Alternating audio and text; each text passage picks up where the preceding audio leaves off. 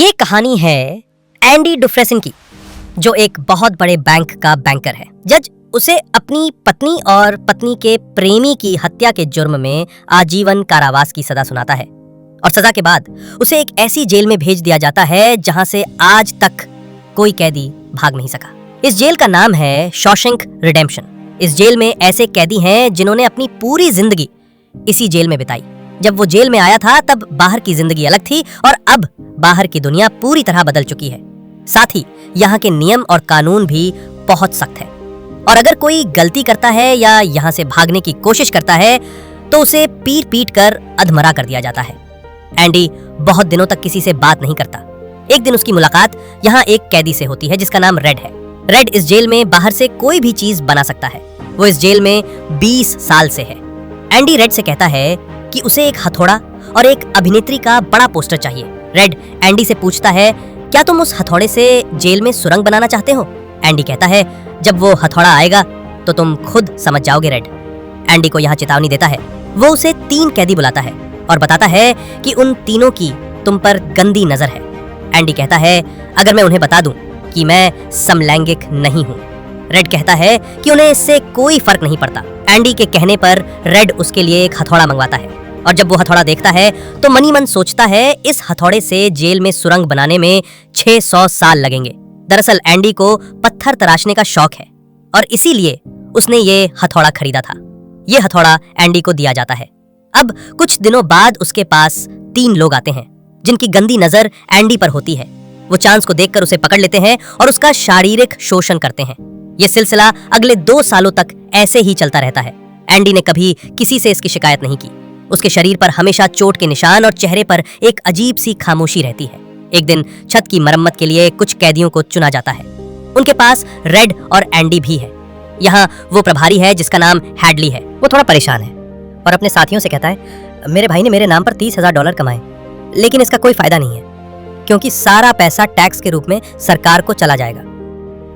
Andy और उसके दोस्त भी सुन रहे हैं। एंडी हैडली के पास जाता है और उससे पूछता है, क्या तुम्हें अपनी पत्नी पर विश्वास है? ये सुनकर हैडली क्रोधित हो जाता है और उसे पकड़कर छत के किनारे ले जाता है। लेकिन उसे नीचे फेंकने से पहले एंडी उसे बताता है कि सरकार का एक नियम है जिसके अनुसार कोई भी व्यक्ति अपने पूरे जीवन काल में अपनी पत्नी को $60,000 तक का उपहार दे सकता है और इस पैसे पर किसी भी तरह का कोई टैक्स नहीं है। इस काम के लिए आपको एक वकील की जरूरत पड़ेगी। मैं ये काम आपके लिए मुफ्त में कर दूंगा। बदले में आप मेरे सभी साथियों को 3 बियर दे देना।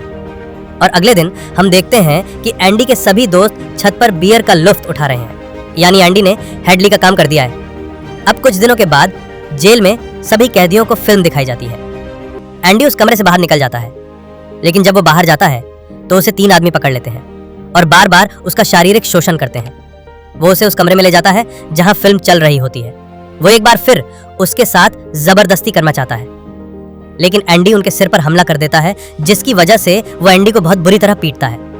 एंडी इतना भीग जाता है कि उसे 1 महीने के लिए अस्पताल में भर्ती होना पड़ता है और साथ ही जिसने एंडी को मारा है उसे 1 हफ्ते के लिए काल कोठरी में डाल दिया जाता है। जब वो 1 हफ्ते बाद अपने सेल में वापस जाता है तो वहां वही अधिकारी होता है जो एंडी ने $30,000 टैक्स बचाया था। अधिकारी उसे इतनी बुरी तरह पीटता है कि वो हमेशा के लिए अपाहिज हो जाता है। कुछ दिनों बाद इस जेल का वार्डन सेल में आता है और उसकी सेल की तलाशी लेता है। दरअसल तलाशी एक बहाना है। उसके अधिकारी ने उसे बताया है कि कैसे एंडी ने उसके $30,000 टैक्स बचाए, इसलिए वो एंडी से मिलना चाहता है। एंडी के हाथ में एक बाइबल है जिसे वो ले जाता है। उसे बाइबल पर भी बहुत भरोसा है। एंडी की सेल के अंदर कई अभिनेताओं की तस्वीरें हैं, साथ ही एक अभिनेता का बड़ा पोस्टर भी है। वार्डन कहता है कि हालांकि मैं इसकी अनुमति नहीं देता, लेकिन कभी-कभी इसे अनदेखा किया जा सकता है। दरअसल सबसे आश्चर्यजनक बात यह है कि वार्डन को वो हथौड़ा नहीं मिलता है जिसे एंडी ने रेड से मंगवाया था। वार्डन चला जाता है, लेकिन कुछ पलों के बाद वो वापस आ जाता है और उसके हाथ में एंडी की बाइबल है। वो उसे वापस लौटाता है और कहता है कि इसी में मोक्ष है। वार्डन एंडी से प्रभावित होता है, इसलिए वो उसे अपने कार्यालय में आमंत्रित करता है और उसे सहायक लाइब्रेरियन बनाता है। लाइब्रेरी में एक बूढ़ा आदमी है जो कई सालों से लाइब्रेरी संभाल रहा है और एंडी को उसके अधीन काम करना पड़ता है। साथ ही एंडी यहाँ दूसरे ऑफिस का भी ITR भरना शुरू कर देगा। जैसे जैसे साल बीतते हैं एंडी के पास करने के लिए और भी काम होते हैं। उसे एक असिस्टेंट की जरूरत है और वो अपने असिस्टेंट को अपना सबसे अच्छा दोस्त बना लेता है जिसका नाम रेड है। समय ऐसे ही धीरे धीरे बीतता जाता है और एक दिन लाइब्रेरियन जिसके अंडर में एंडी काम करता है, एक आदमी की गर्दन पर चाकू रख देता है। दरअसल सरकार ने उसकी सजा माफ कर दी है, लेकिन वो इस जेल से बाहर नहीं निकलना चाहता। आज उसने इस जेल में 50 साल पूरे कर लिए हैं। ये जेल की दुनिया उसकी असली दुनिया, और उसे लगता है कि अगर वो किसी को मार देगा तो उसकी सजा बढ़ जाएगी और उसे इसी जेल में रखा जाएगा। लेकिन एंडी और रेड के समझाने पर बूढ़ा लाइब्रेरियन ब्रुक्स उस आदमी को रिहा कर देता है जिसकी गर्दन पर उसने चाकू से वार किया था। जेल से रिहा होने के बाद लाइब्रेरियन ब्रुक्स को वाकई अजीब लगता है। 50 सालों में बाहरी दुनिया की रफ्तार बहुत बढ़ गई है। जहां पहले सड़क पर एक कार होती थी, अब सड़क पर गाड़ियों की भीड़ है, और इस भीड़ भरी जिंदगी की तेज रफ्तार में ब्रुक्स बच नहीं पाता और अपनी जान दे देता है। ये जेल में दिखाया गया है, जहां वार्डन एक नया प्रोग्राम शुरू करता है। इस प्रोग्राम का नाम इन आउट है। इस प्रोग्राम में जेल के कैदियों को बाहर निकालकर काम करवाया जाएगा ताकि वो जान सकें कि मेहनत करके पैसे कैसे कमाए जाते हैं। लेकिन इस प्रोग्राम के जरिए वार्डन को कई कॉन्ट्रैक्ट मिलते हैं क्योंकि जेल की मजदूरी सस्ती होती है। वार्डन बहुत सारा पैसा कमाता है, लेकिन ये पैसा ब्लैक का होता है। एंडी इसमें उसकी मदद करता है। वो उसका पार्टनर एक ऐसे आदमी को बनाता है जो इस दुनिया में नहीं है, यानी वो रैंडल स्टीफेंस के नाम से फर्जी दस्तावेज बनाते हैं और सारा पैसा उसके अकाउंट में ट्रांसफर कर देते हैं ताकि अगर पुलिस को पता चल जाए तो पुलिस एक ऐसे आदमी की तलाश में होगी जो इस दुनिया में कभी पैदा ही नहीं हुआ। अब यहाँ जेल में एक नया कैदी आता है जिसका नाम टॉमी है। वो बहुत छोटा है, वो कई जिलों में जा चुका है, लेकिन जब उसे पता चलता है कि एंडी ने आज तक कई लोगों की मदद की है तो वो उसके पास जाता है और उससे कहता है कि वो उसे हाई स्कूल पूरा कराना चाहता है ताकि जेल से बाहर निकलने के बाद वो अपनी पत्नी और बच्चे के साथ अच्छी जिंदगी जी सके। एंडी इसमें उसकी मदद करता है। एक दिन टॉमी रेड के पास जाता है। वो उससे पूछता है कि अगर एंडी बहुत बुद्धिमान है तो वो इस जेल में क्या कर रहा है। रेड उसे बताता है कि उसने अपनी पत्नी और अपनी पत्नी के प्रेमी की हत्या कर दी थी। वो एक बड़ा बैंकर था। यह सुनकर टॉमी पूरी तरह शांत हो जाता है और अगले ही पल टॉमी एंडी और रेड के सामने होता है। टॉमी उन दोनों को बताता है कि एक बार वो एक जेल में गया था जहां उसे एक कैदी मिला था। कैदी ने बताया कि वो रात में एक घर में चोरी करने गया था। उस घर का मालिक जाग गया और उसने मालिक और उसकी पत्नी को गोली मार दी। बाद में उन्हें पता चला कि वे दोनों पति पत्नी नहीं बल्कि प्रेमी थे।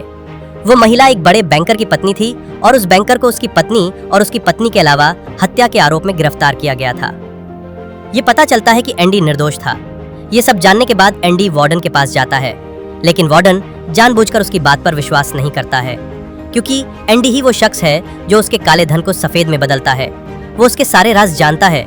एंडी उसे परोक्ष रूप से धमकाता है कि मैं तुम्हारे काले धन के बारे में किसी को नहीं बताऊंगा। इससे वार्डन नाराज हो जाती है और वो उसे 1 महीने के लिए काल कोठरी में डाल देती है और टॉमी के साथ साथ जिसकी गवाही एंडी को रिहा कर सकती है, वार्डन उसे भी गोली मार देता है। फिर वो एंडी के पास जाता है और उसे बताता है कि टॉमी भागने की कोशिश कर रहा था, इसलिए उसे गोली मारी गई। एंडी जानता है कि वार्डन झूठ बोल रहा है। वो कहता है कि आज के बाद मैं तुम्हारा काम कभी नहीं करूंगा। वार्डन कहता है इसे 1 महीने और कालकोठरी में रखो। आज तक किसी को इतने लंबे समय तक कालकोठरी में नहीं रखा गया। अब पूरे 2 महीने कालकोठरी में बिताने के बाद जब एंडी बाहर आता है तो रेड उसके पास आता है। एंडी रेड से पूछता है क्या तुम कभी इस जेल से बाहर निकल पाओगे। रेड कहता है शायद जब मैं बहुत बूढ़ा हो जाऊंगा और मेरा दिमाग काम करना बंद कर देगा। तब एंडी कहता है मैं यहाँ से निकलकर जिहुआतानेजो चला जाऊंगा। ये मेक्सिको में समुद्र के किनारे बहुत खूबसूरत जगह है। कहा जाता है कि वहाँ इंसान खुद को खो देता है। मैं वहाँ अपना रेस्टोरेंट खोलूंगा, समुद्र किनारे नाव की मरम्मत करूंगा और दोस्तों के साथ गहरे समुद्र में जाकर मछलियां मरने निकलूंगा। रेड ये सुनकर परेशान हो जाता है। वो कहता है कि उम्मीद बहुत खतरनाक चीज होती है, ये इंसान को पागल कर देती है। तुम्हें सच की दुनिया में लौटना होगा। मेक्सिको यहाँ से बहुत दूर है। एंडी कहता है तुम सच बोलो, अब मेरे पास 2 ही रास्ते हैं, या तो घुट घुट कर जीऊं या मर जाऊं। जाने से पहले एंडी रेड से कहता है वादा करो कि तुम मेरे लिए एक काम करोगे। रेड कहता है हाँ मैं जरूर करूंगा। एंडी कहता है बक्सटन में एक बहुत बड़ा मैदान है। उस मैदान में एक बड़ा पेड़ है। उस पेड़ के पास एक पत्थर की दीवार है। उस दीवार पर एक काला पत्थर है। उस पत्थर के नीचे कुछ दबा हुआ है। वादा करो कि जब तुम यहाँ से निकलोगे तो मैं उस पेड़ के पास जरूर जाऊंगा। रेड पूछता है उस पत्थर के पीछे क्या है। एंडी कहता है इसके लिए तुम्हें वहां जाना होगा। ये कहकर एंडी यहाँ से सीधा वार्डन का काम करने चला जाता है। वार्डन का काम खत्म करने के बाद वो अपने सारे दस्तावेज एक खास तिजोरी में रख देता है। दस्तावेज रखने के बाद वार्डन अपने कपड़े एंडी को देता है। वो कहता है मेरे कपड़े इस्त्री हो जाने चाहिए और मेरे जूते शीशे की तरह चमकने चाहिए। इसके बाद एंडी अपने सेल में वापस आता है और वही रेड आज रात बहुत परेशान है क्योंकि उसे शक है कि एंडी अपनी जान दे सकता है। सुबह जब सभी सेल के दरवाजे खुले होते हैं तब एंडी सेल से बाहर नहीं आता और जब गार्ड उसके सेल के पास पहुंचता है तो वो पूरी तरह से चौंक जाता है। यही बात वार्डन को भी दिखाई देती है जो पहनने के लिए उसके जूते निकालता है, लेकिन उस बॉक्स में उसके नहीं बल्कि एंडी के जूते होते हैं। और फिर सायरन बजता है और ये एक कैदी के भागने का सायरन होता है। वार्डन एंडी के सेल में जाता है। यहाँ रेड को भी बुलाया जाता है। वार्डन एंडी से पूछता है कि एंडी कहाँ है। वो कहता है कि मुझे क्या पता। इससे वार्डन बहुत गुस्सा हो जाता है। वो कहता है कि वो कैसा भूत था जो रातों रात गायब हो गया और पीछे छोड़ गया ये पत्थर और दीवार पर ये अनंत तस्वीर। वो अपने हाथ में लिए पत्थरों को उनकी ओर फेंकना शुरू कर देता है और वो दीवार पर लगे पोस्टर पर भी पत्थर मारता है, लेकिन पत्थर टकराने के बाद नीचे नहीं गिरता, पोस्टर को पार कर जाता है। और जब वार्डन उसमें हाथ डालता है तो देखता है कि एंडी ने वहाँ एक बहुत बड़ी सुरंग बना रखी है, जिसे देखकर सभी हैरान हो जाते हैं क्योंकि वो दीवार बहुत मजबूत है। इस दीवार पर बिना मशीन के सुरंग बनाना लगभग नामुमकिन था, लेकिन एंडी नामुमकिन को मुमकिन बनाकर यहाँ से भाग जाता। इसके बाद सभी के गार्ड उस तरफ जाते हैं जहाँ से एंडी निकला था। वहाँ उन्हें एंडी के पुराने कपड़े, साबुन, एक कंघी और वो हथौड़ा मिलता है जो एंडी को आज से 20 साल पहले रेड से मिला था। ये वही हथौड़ा है जिससे एंडी पिछले 20 सालों से जेल में अपनी कोठरी की दीवार में सुरंग बना रहा था। साथ ही दीवार से जो भी मिट्टी निकलती उसे वो अपनी जेब में रखता और जमीन में बिखेर देता। कुछ समय बाद एंडी जब आखिरी बार वार्डन के लिए काम करता था तो वो वार्डन के काले धन के सभी दस्तावेज अपने पास रखता है और उसके पास जो बाइबल है वो उसे वार्डन की कोठरी में उसकी तिजोरी में रख देता है। वार्डन को इस बारे में पता नहीं चलता। साथ ही वार्डन ने उसे अपने कपड़े प्रेस करने के लिए दिए थे। एंडी उसे अपने कपड़ों के अंदर पहनता है और साथ ही अपने जूते जो वार्डन ने उसे पॉलिश करने के लिए दिए थे, एंडी उन्हें पहनता है और वहां से निकल जाता है। रात को जैसे ही जेल की सारी लाइटें बंद हो जाती हैं, वो सुरंग से बाहर आ जाता है। इसके बाद वो गटर के पाइप को तोड़ता है और उस गटर के पाइप में रेंगता हुआ उस जेल से बाहर निकल जाता है जहां से आज तक कोई कैदी भाग नहीं पाया है। वो भाग जाता है। हालांकि जिस गटर के पाइप से एंडी रेंग कर बाहर निकला है वो 2 फुटबॉल ग्राउंड के बराबर है। अगली सुबह एंडी उस बैंक में जाता है जहां वार्डन का काला धन रखा हुआ है। ये पैसा एक ऐसे व्यक्ति के नाम पर है जो इस दुनिया में नहीं है। दरअसल एंडी जेल से उस आदमी के दस्तखत करता था। साथ ही एंडी के पास उस आदमी के नाम के सारे दस्तावेज भी हैं। इसलिए एंडी बैंक जाता है और सारे पैसे निकाल लेता है। यह पैसा $2.95 मिलियन होता, जिसका मतलब है कि एंडी न सिर्फ आजाद है बल्कि वो बहुत अमीर भी है। एंडी के पास वार्डन के सारे काले अक्षरों के दस्तावेज हैं जिन्हें वो प्रेस को भेजता है।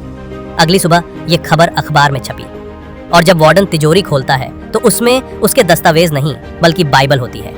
एंडी बाइबल के पहले पन्ने पर कहता है, तुम सही थे, मोक्ष इसी में है।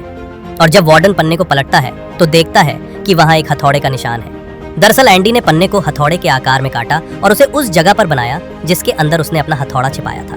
और आज से 20 साल पहले जब वार्डन पहली बार एंडी की कोठरी में गया था और उसने एंडी के हाथ से उसकी बाइबल ली, उसे वापस कर दी, उस समय भी वो हाथ उसी बाइबल में था।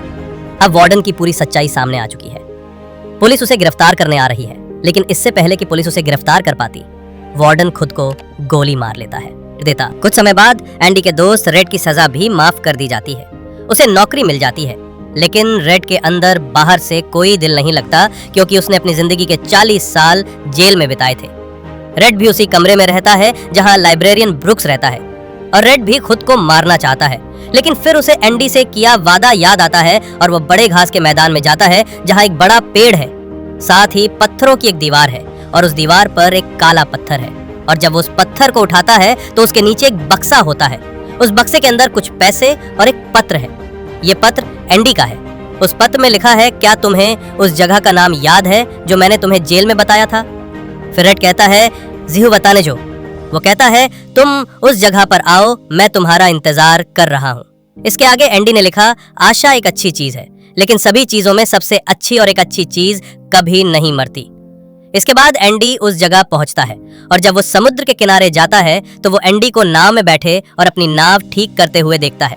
ये जगह, ये सब एंडी का सपना है जिसे उसने जेल में रेड के साथ साझा किया था। और रेड ने कहा कि उम्मीद अच्छी नहीं है, उम्मीद इंसान को पागल कर देती है, लेकिन शायद उम्मीद ही इस दुनिया की सबसे अच्छी चीज है जिसकी बदौलत एंडी ने न केवल 20 साल में एक सुरंग बनाई बल्कि अपने जीवन में वो सब कुछ हासिल किया जो वो चाहता था। ये हॉलीवुड की अब तक की सबसे ज्यादा रेटिंग वाली फिल्म है। IMDb पर इसकी रेटिंग 9.3 है। यह फिल्म 1994 में रिलीज हुई थी। इस फिल्म का बजट $25 मिलियन था और बॉक्स ऑफिस पर इसने $59 मिलियन की कमाई की। उम्मीद है कि आपको ये कहानी पसंद आई होगी। अगर वीडियो पसंद हो तो वीडियो को लाइक करें और चैनल को सब्सक्राइब करें।